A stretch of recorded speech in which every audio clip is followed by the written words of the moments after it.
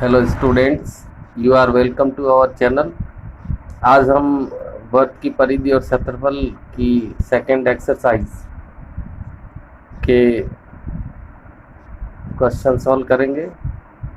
आप लोग इस वीडियो को ध्यान से देखें, चैनल को सब्सक्राइब करें, लाइक और शेयर करें। तो चलो हम शुरू करते हैं वर्ग की परिधि और क्षेत्रफल का अगला पार्ट।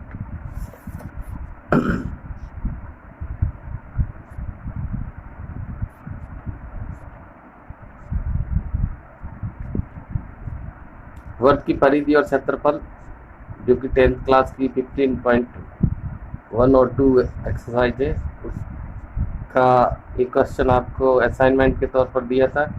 एक वर्ग की परिधि एक वर्ग के परिमाप के बराबर है यदि वर्ग का क्षेत्रफल 484 वर्ग मीटर है तो वृत्त का क्षेत्रफल ज्ञात करो। तो यहाँ पर जो क्वेश्चन में दे रखा वर्ग की परिधि और एक वर्ग का परिमाप, ये कंडीशन दे रखी है, दोनों आपस में बराबर है।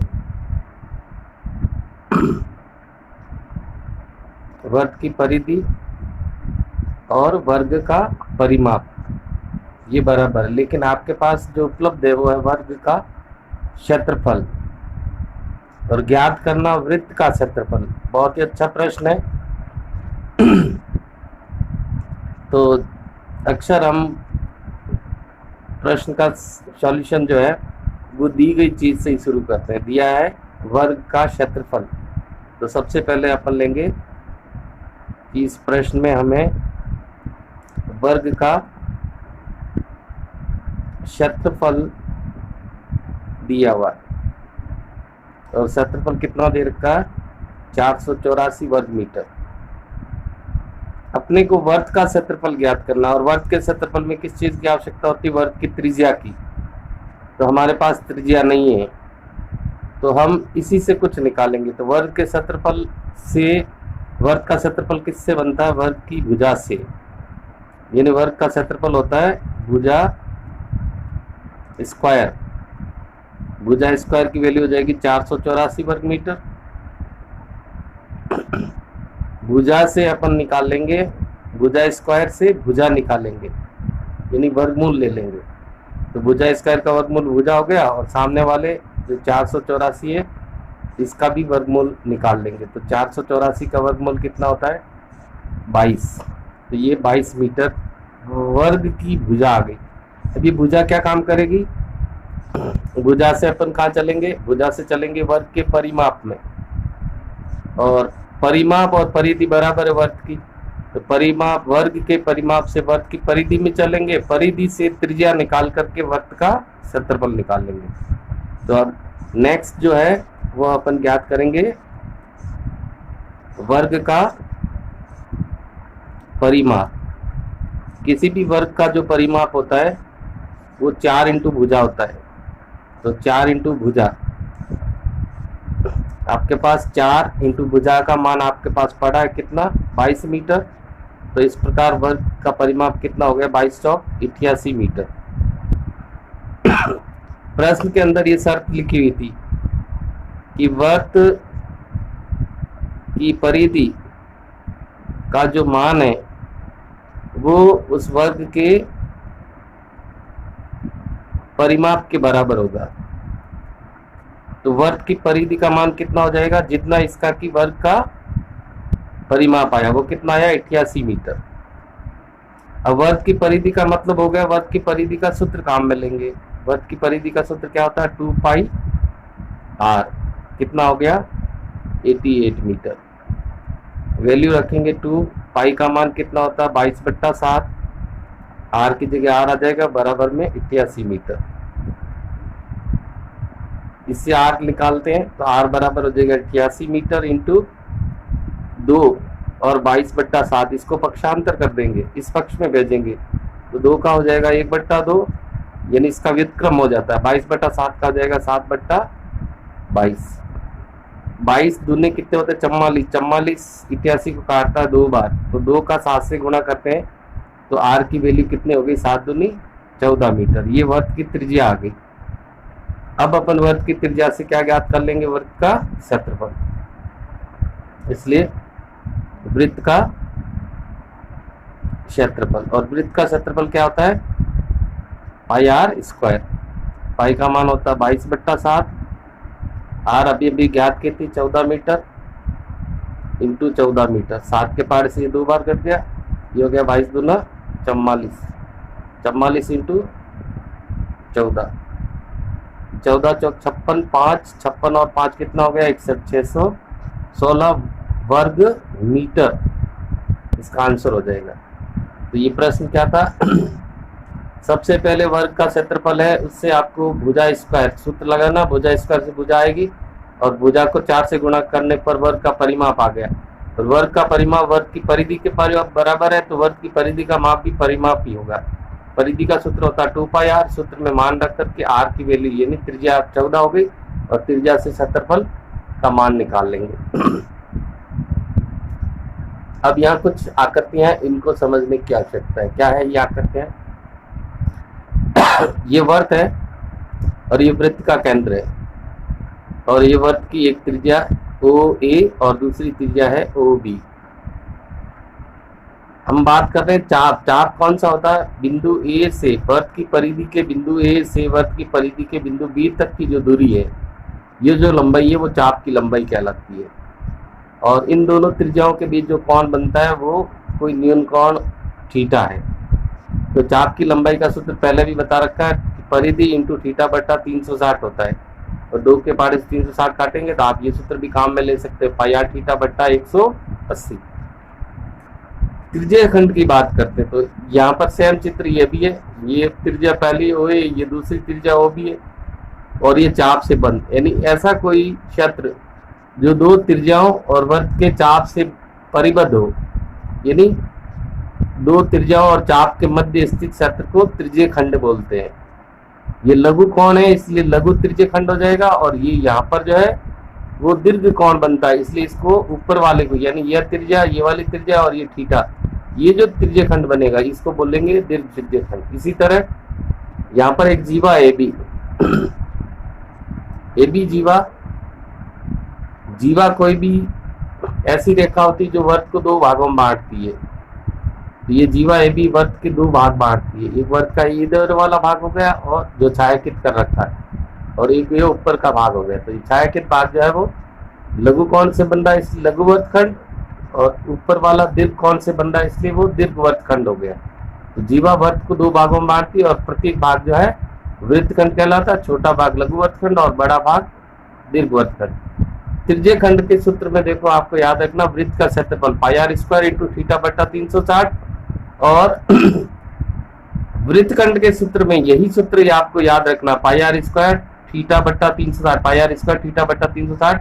साथ में आपको ये और याद रखना माइनस आर स्क्वायर बटा 2 साइन ऑफ थीटा।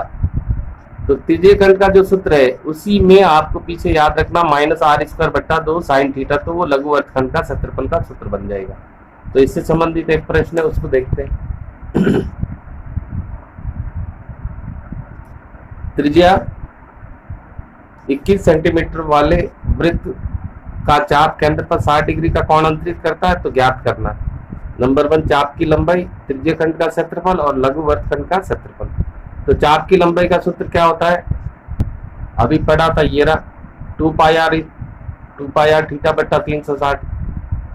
तो 2 पाई आर इंटू थीटा बट्टा 360, यहाँ पर अपन मान रखते हैं। 2 पाई का मान हो जाएगा 22/7, आर का मान त्रिज्या यहाँ पर कितनी दे रखी है 21 सेंटीमीटर, 21 इंटू थीटा, थीटा यानी कोण, कोण कितना दे रखा है 60 डिग्री बट्टा 360। अब देखो यहाँ जो कटता है उसको काट लेते हैं।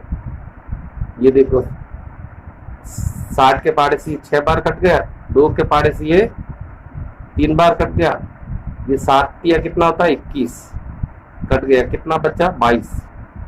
तो यहाँ पर जो चाप की लंबाई है वो कितनी आ गई 22 सेंटीमीटर। अगला क्या है? लघु त्रिज्य खंड का क्षेत्रफल।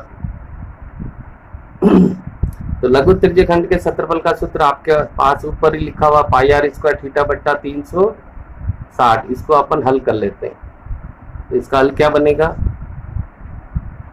वैसे ही 22/7 आर की वैल्यू आपके वही 21 सेंटीमीटर है, तो 21 इंटू 21 इंटू थीटा की वैल्यू कितनी है 60 डिग्री और बट्टे में 360, तो 60 से ये कितनी बार कट गया 6 बार, 7 के पाड़े से कितनी बार कट गया 3 बार, 3 के पाड़े से कितनी बार कट गया 2 बार।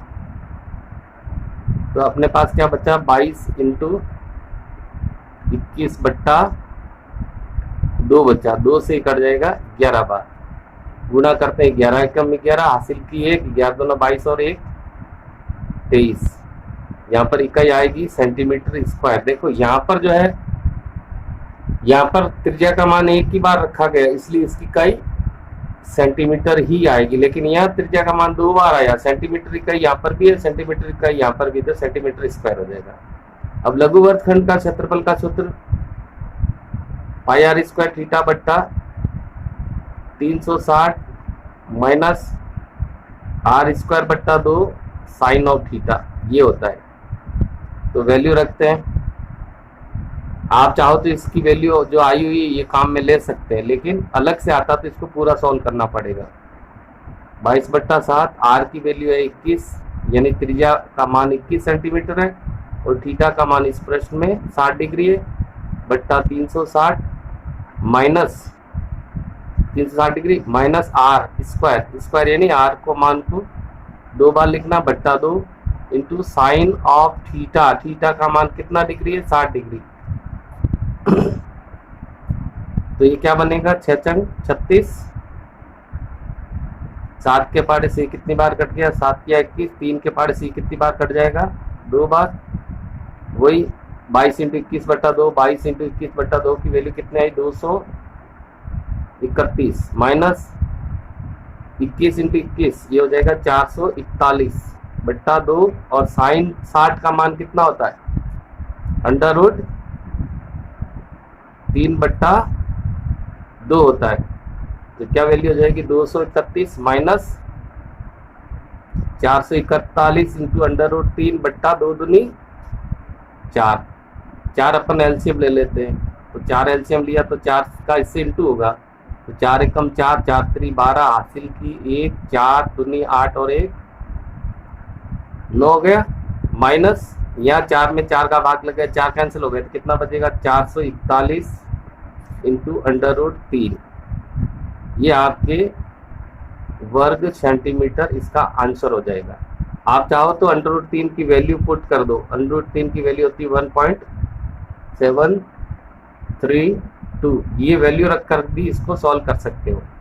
तो ये था चाप की लंबाई, चाप की लंबाई एल का सूत्र होता 2 पाई आर थीटा बट्टा 360, त्रिज्य खंड का सूत्र होता पाई आर स्क्वायर थीटा बट्टा 360, लघु वर्ग खंड का क्षेत्रफल का सूत्र होता पाई आर स्क्वायर थीटा बट्टा 360 माइनस आर स्क्वायर बट्टा 2 साइन थीटा। यहाँ पर एक सूत्र और भी काम करता है इसके लिए, लघु वर्ग खंड के लिए 1/2 LR, ये कब काम आता है जब चाप की लंबाई और त्रिज्या हो। तो ये देखते हैं 1/2 चाप की लंबाई अभी अपन ने ज्ञात की थी 22 और त्रिज्या का मान यहाँ पर पड़ा है 21, 22 से ये कट गया 2 बार, 11 बार 2 से, ये 231 वर्ग सेंटीमीटर। ऐसे भी इसको सॉल्व कर सकते हैं। इस वीडियो को आप बार बार देखें, इसका अच्छा सा अभ्यास करें, इसका नेक्स्ट पार्ट अपन शीघ्र ही अपलोड कर दिया जाएगा। Thank you.